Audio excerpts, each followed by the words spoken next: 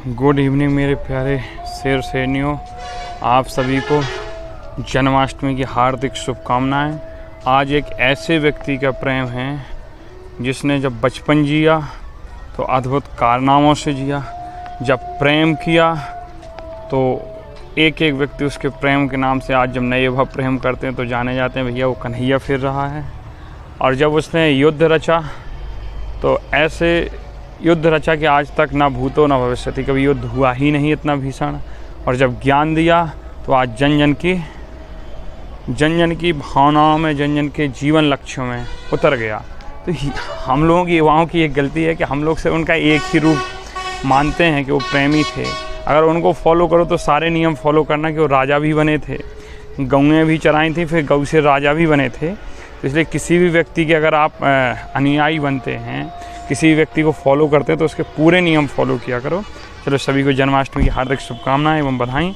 उम्मीद है कि आप लोग आज व्रत होंगे, नहीं भी होंगे, कई लोग पढ़ाई कर रहे होंगे। पढ़ाई ज़रूरी है क्योंकि उन्होंने अपना कर्म किया, हमें अपना। उन्होंने ही कहा था कर्मण्येवाधिकारस्ते मा फलेषु कदाचन, कर्म करते रहो, फल की इच्छा नहीं करो। तो अगर उनको मानते हो तो कर्म करिए, कर्म आपका इस समय है पढ़ना। चलिए क्लास स्टार्ट करते हैं। आज आपको 25 प्रश्न विटामिन के दिए जाएंगे। और एक ज़रूरी सूचना कि आप लोगों की जो सांस्कृतिक कल्चरल वाला प्रोग्राम था उसका पूरा वीडियो एडिट हो चुका है, जितना बना मुझसे मैंने किया, और आज रात्रि में अपलोड कर देंगे। कल सुबह आप देख सकते हैं 5 बजे या 6 बजे तक आ जाएगा। रात्रि में लगा देंगे अपलोड, जितने बजे अपलोडिंग हो जाएगा उतने बजे आपको मिल जाएगा। तो कल सुबह देखिएगा, सुबह के पहले आएगा नहीं क्योंकि वीडियो बड़ा है, 1.5 घंटे का लगभग है। तो उसको देख लीजिएगा, पढ़ाई करिएगा। अब पढ़ने का वक्त आ गया है क्योंकि सितंबर में आपकी काफ़ी छुट्टियां भी पड़ेंगी, तो इसलिए अब जम के पढ़ना है। 25 प्रश्न होंगे विटामिन के, और विटामिन की यही प्रश्न कम से कम 100-125 प्रश्न कराएंगे। तो 3-4 दिन क्लासेस में आप विटामिन के प्रश्नोत्तरी आएंगे। इन प्रश्नोत्तरी को अच्छे से करिए, लिखिए। चलिए अब स्टार्ट करते हैं क्लास।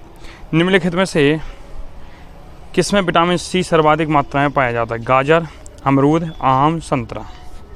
बताइए भैया। इसमें से अमरूद है, याद करो हमने लिखवाया था आंवला, अमरूद, संतरा, नींबू। गाजर में विटामिन ए होता है। आम जो है, आम में विटामिन सी होता है, विटामिन ए होता है और विटामिन ई भी होता है, तीनों होते हैं। संतरा में भी विटामिन सी होता है। तो पूछोगे सर इसमें कौन सा विकल्प होगा, तो इसमें होगा अमरूद। ये बीपीएससी में आया हुआ क्वेश्चन है, BPSC Bihar public service commission में आया हुआ क्वेश्चन है। विटामिन सी का रासायनिक नाम क्या होता है भैया? तो विटामिन सी का रासायनिक नाम एस्कॉर्बिक अम्ल होता है। थायमीन किसका नाम होता है? कमेंट बॉक्स में बताओगे। साथ B1 का नाम थायमीन होता है, विटामिन B1 का नाम थायमीन होता है। अगर मैं गलत हूँ तो आप कमेंट बॉक्स में बताइएगा, शुद्ध लिखिएगा, क्योंकि अब प्रश्नोत्तरी है, मैं पढ़ा चुका हूँ, अब आपको उत्तर देने हैं। उम्मीद है कि कल जब आप क्लास देख रहे होंगे, कल तो नहीं आएगी, सोमवार को आएगी पुनः क्लास, तो आप उस क्लास के दौरान पूरा पढ़ के आए होंगे ताकि आप प्रश्नों के उत्तर कमेंट बॉक्स में लिखें। क्लास देखें और उत्तर लिखें। चलिए अगला प्रश्न हम देखते हैं।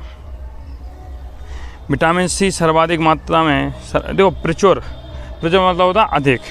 स्रोत है आलू, गन्ना, संतरा, चुकंदर। तो यहाँ होगा उत्तर संतरा। अच्छा, गन्ना में कौन सा विटामिन पाया जाता है? याद करो, हमने लिखवाए थे गन्ने का रस। याद करो, कमेंट बॉक्स में जो बताएगा कमेंट बॉक्स में उत्तर दो। याद करो गन्ने का रस। तो गन्ने में कौन सा विटामिन पाया जाता है ये आपको उत्तर में बताना है। चलिए आगे, इसका उत्तर होगा सी। घाव भरने के लिए कौन सा विटामिन सहायक होता है? तो अगर हमें कोई भी घाव भर जाता है तो विटामिन सी सहायक होता है।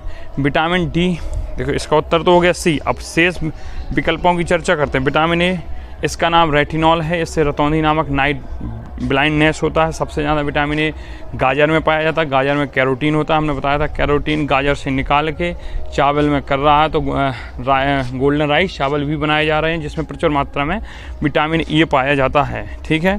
इसका विटामिन बी पूरा कॉम्प्लेक्स है, इसमें कई रोग होते हैं। गन्ने का रस ही विटामिन बी के किसी भाग में पाया जाता है। इसका उत्तर आप कमेंट बॉक्स में देंगे। विटामिन डी जो होता है इससे रिकेश नामक रोग हो जाता है और बड़ों में ऑस्टियोमलेशिया हो जाता है। ठीक है, आगे चलते हैं। किसके अवशोषण में विटामिन सी मदद करता है? तो जो विटामिन सी होता है वो लौह अवशोषण में, जो लोहा होता है इसके अवशोषण में सहायक होता है। ठीक है, इसलिए हमारे से ये पालक वगैरह खाते हैं, तो जैसे हमने नींबू खाया, पालक भी खाई, तो जो पालक का लोहा है उसको अवशोषित कौन करेगा? Vitamin C. हमने कहा था विटामिन सी मैक्सिमम 7 दिन तक स्टोरेज हमारे शरीर में रह पाता है।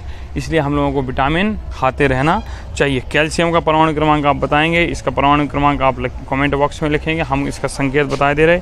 Ca आयोडीन का I होता है, इसका परमाणु क्रमांक कमेंट बॉक्स में बताएंगे। सोडियम का Na होता है। एक चीज़ देखिए कि आप लोग कमेंट बॉक्स में उत्तर नहीं देते, इसका मतलब सीधा सीधा दर्शाया जाता है कि आप लोग पढ़ते ही नहीं हो। ठीक है, तो ये अब लापरवाहियाँ ना चलें, क्योंकि अब आपके प्रोग्राम ख़त्म हो गए, अब फुल फोकस ऑन पढ़ाई। चलिए, इसमें कुछ चीज़ें हमने लिख दी हैं। कैल्शियम एवं मैग्नीशियम के साथ विटामिन डी ग्रहण करने पर यह विटामिन कैल्शियम मैग्नीशियम अन्य खनिज लवणों की अवशोषण दर में वृद्धि करता है।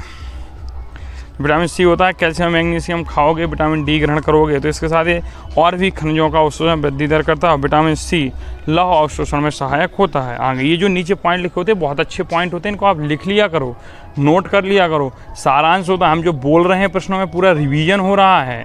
प्रश्नोत्तरी कराने का मतलब होता है कि आपकी तैयारी में बिल्कुल 100% कील ठोंक देना। जैसे लाला लाजपत राय ने कहा था, मेरे सिर पर पड़ी एक एक लाठी अंग्रेजी सरकार को गिराने के लिए उसी तरह होगी जिस तरह से ताबूत में अंतिम कील ठोंक दी जाती है। क्योंकि जब ताबूत में अंतिम कील ठोंकी जाती है तो उसके बाद उसमें पड़ा हुआ जो मृत व्यक्ति होता है उसको कोई देख नहीं सकता है। इसी प्रकार जो ये प्रश्नोत्तरी होती है आपकी परीक्षाओं के लिए ताबूत में अंतिम कील होती है, क्योंकि यहाँ पे कुछ ऐसे क्वेश्चन जो पढ़ाते समय छूट गए वो पूरे कराए जाते हैं, पूरा रिवीजन होता है, आपको पता चलता है मुझे कितना याद है यार, मैंने कितना पढ़ा है। इसलिए प्रश्नोत्तरी तो छूटनी ही नहीं चाहिए, ना थ्योरी क्लासेस छूटनी चाहिए। चलिए, सोमवार से पुनः सुबह वाली क्लास, शाम वाली क्लास सारी आएंगी आप। चलिए आगे देखते हैं। निम्नलिखित में विटामिन में कौन सा शरीर में भंडारित नहीं होता है? तो हम कई बार बता चुके हैं, विटामिन सी नहीं होता है, और विटामिन सी जो होता है वो जल में विलय होता है, इसके साथ बी भी होता है, और ADE के वसा में घुलनशील विटामिन होता है। देखो हमने लिखा है विटामिन सी जल में विलय होता है, यह शीघ्र ही मूत्र के साथ उत्सर्जित हो जाता है तथा हमारे शरीर में संचित नहीं रहता। विटामिन सी जो है वो बाथरूम के माध्यम से, पेशाब के माध्यम से क्या होता है, निकल जाता है। आगे चलते हैं भैया। निम्नलिखित में से विटामिन की कमी से खून का थक्का धीरे धीरे बनने की बीमारी, खून का थक्का धीरे धीरे बनने किस विटामिन की कमी से भैया होगा?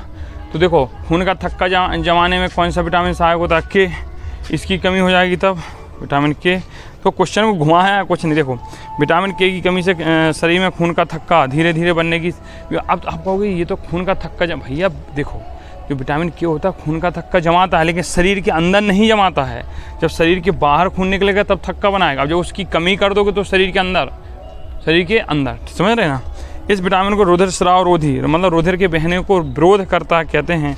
इसकी कमी वाले व्यक्तियों का ऑपरेशन आसानी से नहीं किया जा सकता है, क्योंकि रुधिर ज़्यादा बह जाने का डर बना रहता है। देखो, ये सारी चीज़ें थ्योरी में पढ़ाई थी, रिवीजन हो गया। पढ़े देखो, अगर और पढ़ा होता तो और अच्छे से रिवीजन होगा, और जितनी बार रिवाइज करोगे, जितनी बार पढ़ोगे चीज़ों को, उतने क्लियर कॉन्सेप्ट होंगे। जीवन में हमेशा याद रखना, कोई गधा कोई होशियार व्यक्ति नहीं होता बच्चे। चले आगे।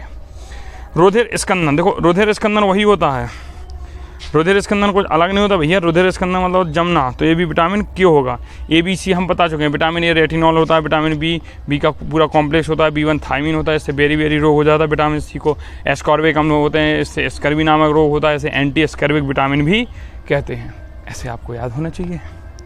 चलिए, विटामिन जो रक्त का थक्का बनाने में प्रभावी होता है, फिर उसी क्वेश्चन को घुमाया, वहाँ रक्त स्कंदन लिखा, यहाँ रक्त का थक्का बनाने में प्रभावी, किससे कमी से रक्त का थक्का बनने की बीमारी होती है? मतलब रक्त का थक्का शब्द आया, विटामिन के मारो, बस वो क्वेश्चन को घुमाता है। सारे क्वेश्चन भैया आयोग के उठाए हैं, या तो PCS UP के उठाए गए हैं, क्योंकि NCERT बेस हैं। देख रहे हो पढ़ाई कितनी सरल है, आप इसे कठिन बना देते हो मेरे बच्चों। पढ़ लो रे, पढ़ लो। अगर पढ़ लोगे ना तो जीवन में बहुत हासिल करोगे, जो चाहोगे वो मिलेगा, जो चाहोगे वो मिलेगा। पढ़ाई बड़ी सरल चीज़ है, ये बस कोई पढ़ता नहीं है। तो आपकी क्लास में एक बच्चा पढ़ता है, देख रहे कितने अच्छे नंबर लाता है। पढ़ लोगे तो आएगा, क्योंकि वो डेली क्लास देखता है। मैं देखता हूँ डेली उसका कमेंट बॉक्स में और ऐसा नहीं आंसर टिप टाप के मारता और सही आंसर आता है और समय के अनुरूप आंसर देता है। पूरी क्लास उसका रजिस्टर देखते हैं, स्कूल में पूरा कंप्लीट रहता है। आप लोग करोगे तो आप भी उतना ही कर सकते हो। चलो, निम्नलिखित में से कौन सा विटामिन प्रतिस्कंदन विष के प्रति, ये थोड़ा कठिन हो गया, इसका के याद रखिए। प्रतिस्कंदन मतलब होता है स्कंदन का की प्रति, मतलब जमाव करना, विषयों के प्रति विष प्रतिकारक, थोड़ा कठिन होगा, छोड़ दीजिए, ज़्यादा ही क्लिष्ट भाषा होगी क्योंकि आयोग का क्वेश्चन था, हमने भी ध्यान नहीं दिया, लिख दिया जल्दी। निम्नलिखित आंत के जीवाणुओं द्वारा संश्लेषित किया जाता है। तो विटामिन B12 याद करो, मैंने कहा था हमारी पेट की आंतों में ई कोलाई नामक बैक्टीरिया विटामिन B12 का संश्लेषण करता है, और करता है एक इसमें देखो विटामिन K का भी संश्लेषण करता है। संश्लेषण का मतलब होता है कि हमारे पेट में ही विटामिन B12, और विटामिन B12 को नाम क्या कहते हैं बताओ? विटामिन B12 का नाम हमने पढ़ाया था, और इसमें हमने ये भी कहा था कोबाल्ट नामक सूक्ष्म तत्व पाया जाता है जो हमारे शरीर के लिए बड़ा आवश्यक होता है। हम नाम अंत में बताए थे, कोबालिन लिखते हैं, आगे का जोड़ दो रहे तुम लोग, जोड़ो जल्दी कमेंट बॉक्स में। तो ये भाई अपने दिमाग को चलाओ, ठीक है। पढ़ते हैं क्या लिखा है। मनुष्य की आंत के जीवाणुओं द्वारा विटामिन B12 तथा विटामिन K दोनों का संश्लेषण किया जाता है। अब यही लग रहा हो कईयों ने जिनने पढ़ा होगा क्लास को, और काश पढ़ लेता मास्टर तो बन जाता। अरे पढ़ो ना, तो अभी किसने रोका, आप लोग क्लास पूरी कंप्लीट कर लीजिएगा। निम्नलिखित में कौन सा एक में सही सम्मिलित नहीं है? लो भैया, नियासिन। नियासिन किस विटामिन का रासायनिक नाम है बताओ रे?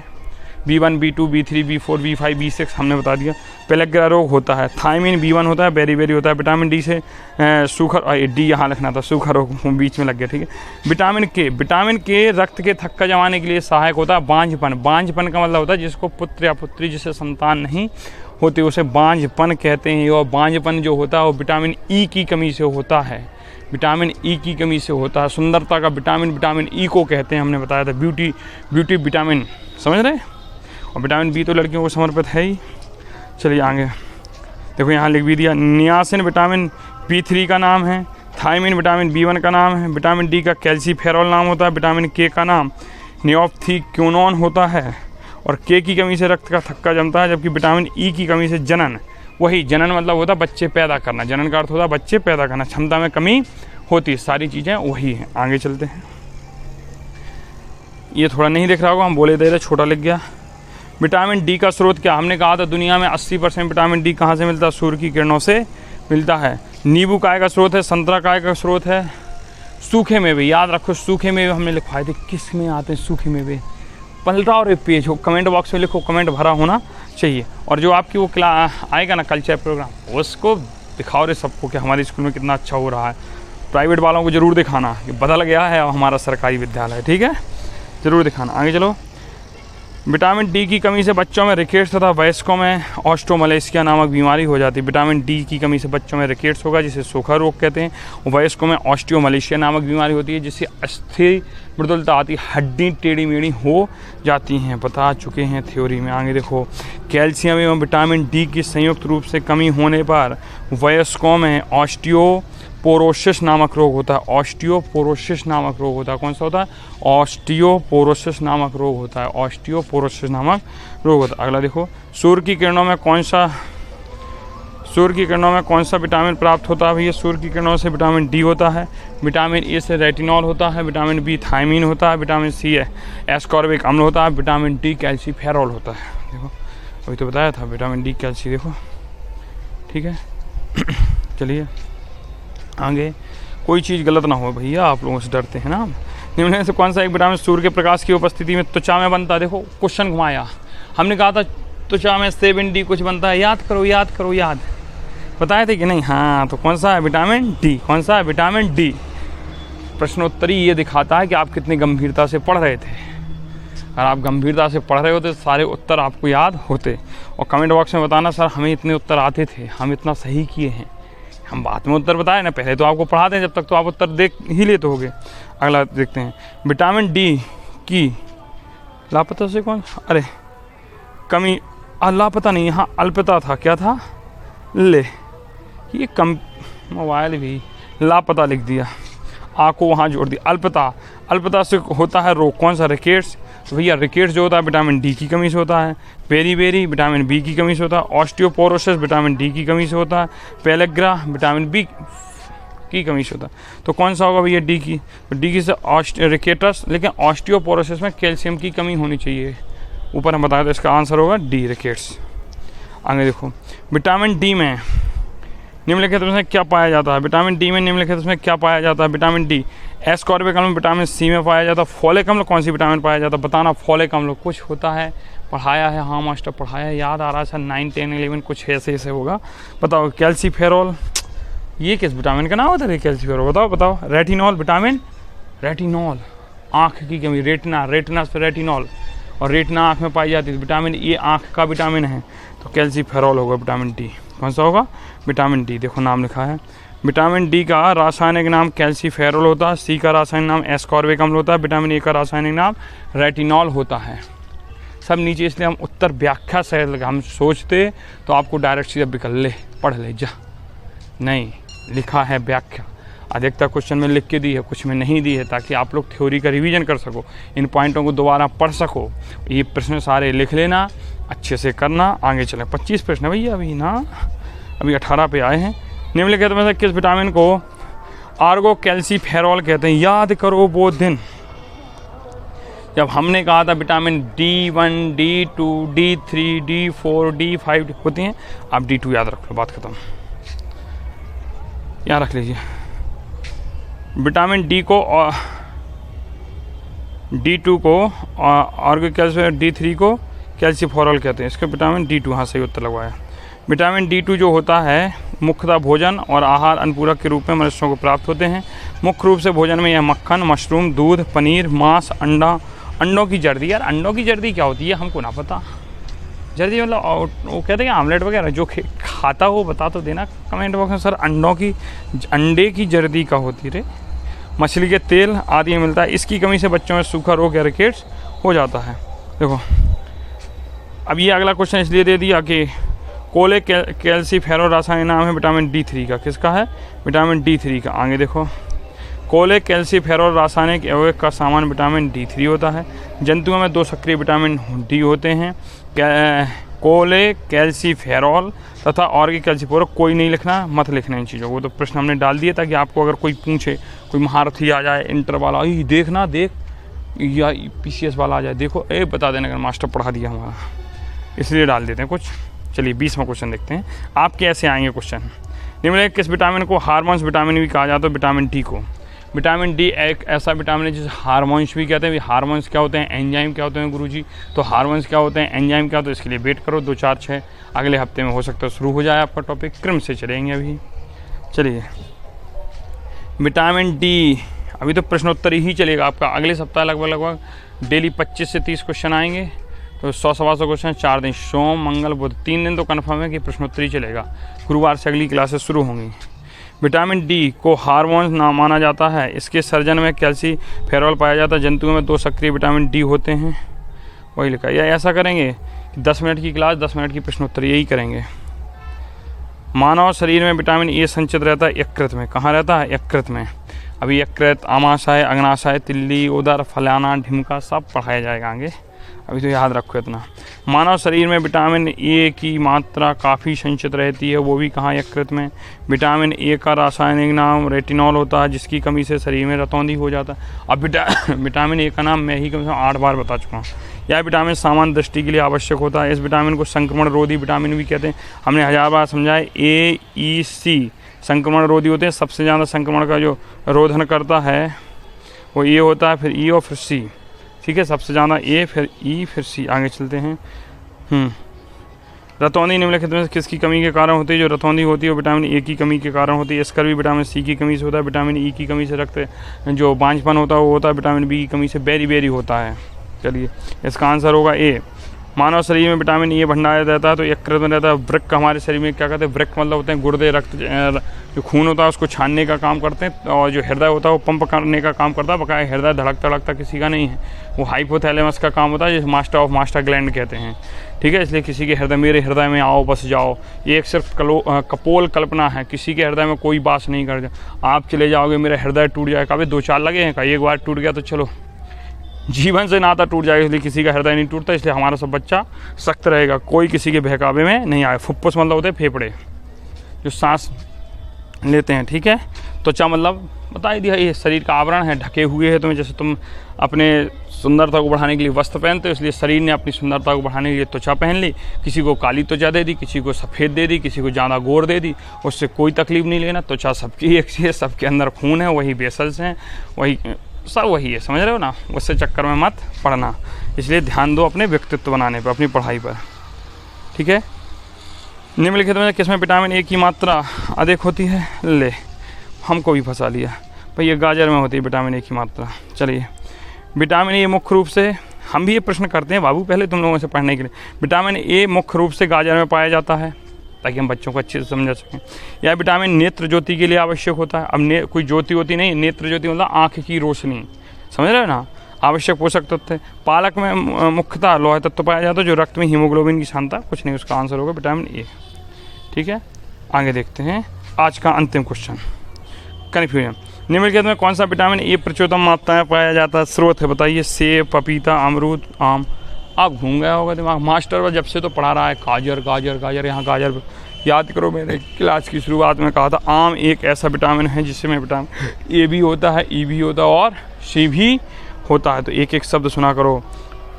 आम में सभी फलों से अधिक विटामिन ए पाया जाता है, इसके साथ विटामिन सी एवं विटामिन ए भी पाया जाता है। थैंक यू सो मच, आपने क्लास सुनी। जाइए आप पूजा वूजा कर लीजिए, कान्हा जी का जन्म मनाइए, भय प्रगट कृपाला दीन दयाला गाइए, प्रसाद ग्रहण करिए, सोइए। मिलते हैं सोमवार की सुबह की 5 बजे की क्लास में, और पुनः NCERT साइंस की अपनी शाम की रात्रि की 8 बजे की क्लास में डेली मिलेंगे। Good night, bye bye, take care all of you my child.